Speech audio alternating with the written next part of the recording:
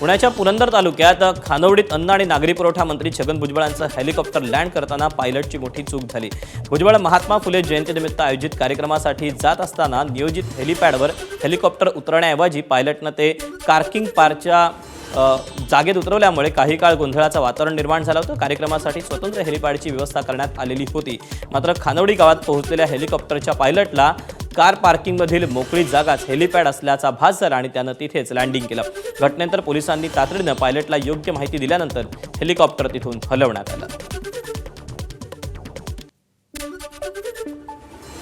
भुजबळांच्या helicopter landing प्रकरणाची प्रशासनाकडून चौकशी करण्यात येणार आहे। मुख्यमंत्री फडणवीसांनी माध्यमांना त्याबाबत प्रतिक्रिया दिली।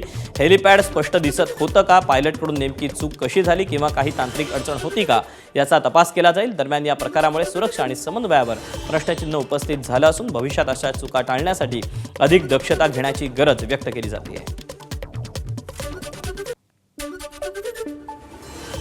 मी निश्चितपणे हे चेक करेन। मला आता त्याची कल्पना नाही, त्यामुळे बोलू शकणार नाही, पण निश्चित तात्काळ या संदर्भातील चौकशी मी करेन। छगन भुजबळांचं हेलिकॉप्टर हेलिपॅडऐवजी पार्किंगमध्ये उतरलं ही गंभीर बाब असल्याचं रोहित पवारांनी म्हटलं।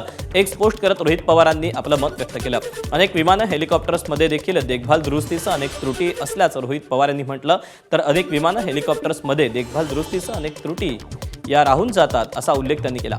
तर विमान हेलिकॉप्टर्सनं प्रवास करताना सरकार यापुढे काळजी घेईल अशी अपेक्षाही त्यांनी व्यक्त केली।